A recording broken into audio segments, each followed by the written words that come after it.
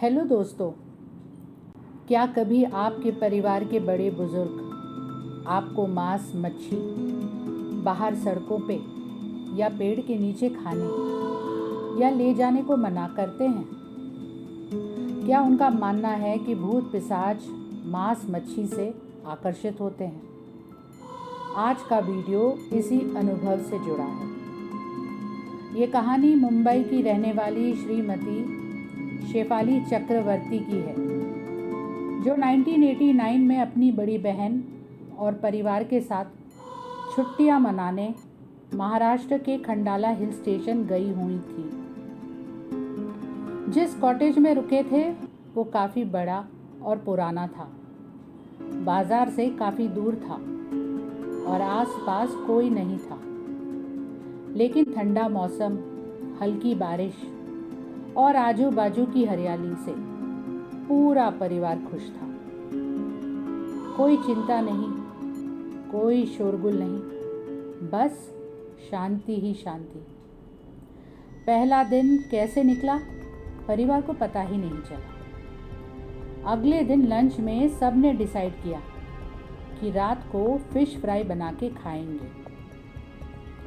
शेफाली और उनकी बड़ी बहन डॉली शाम को 4 बजे बाजार के लिए पैदल निकली, क्योंकि मार्केट काफ़ी दूर था और बाजार लेने में वक्त लग गया।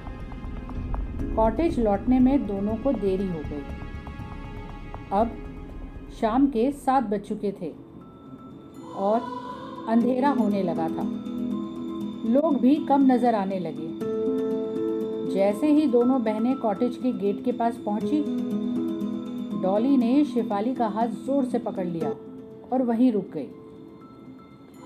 जब शेफाली ने डॉली की तरफ देखा तो वो काफी डरी हुई लग रही थी। डॉली ने शेफाली को इशारे से सड़क के उस तरफ देखने को कहा, लेकिन शेफाली को कुछ नहीं दिखा।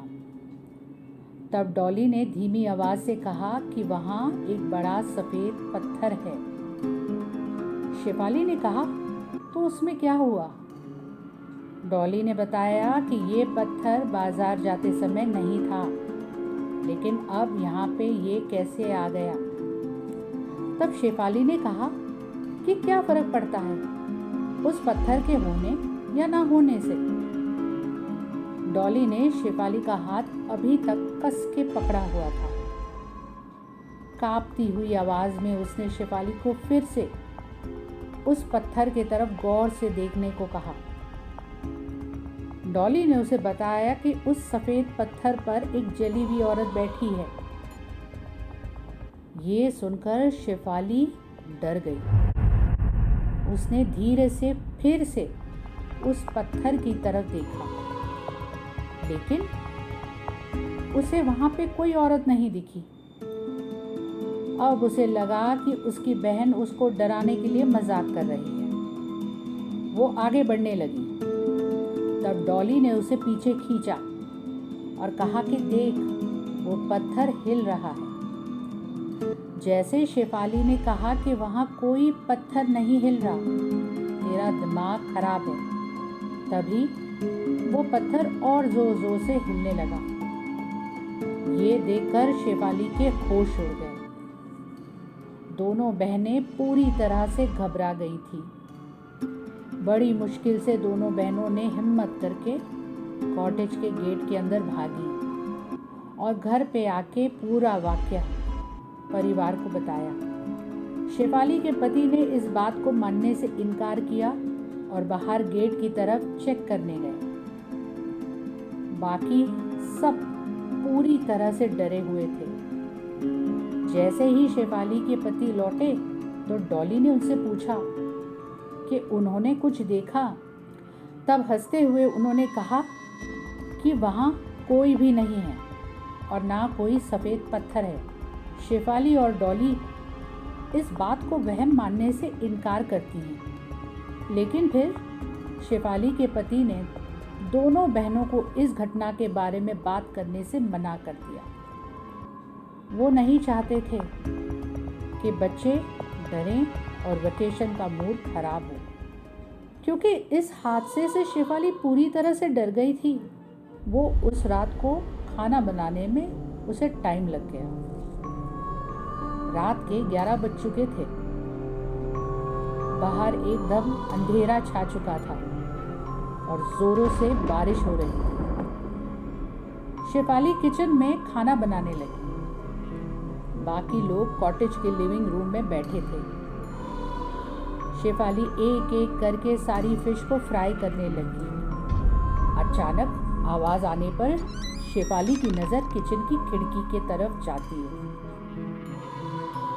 और वो क्या देखती है? वही जली हुई औरत शेफाली को घूर रही थी खिड़की से। उसका जला हुआ हाथ लंबा होते होते शेफाली तक पहुंच जाता है। ये देख शेफाली जोर से चीखती है। चीखने की आवाज सुनकर पूरे घर वाले दौड़कर किचन में आते हैं। पूरा किचन का सामान उलट पुलट है। सारा खाना जमीन पर गिरा पड़ा है और शेफाली बेहोश पड़ी है।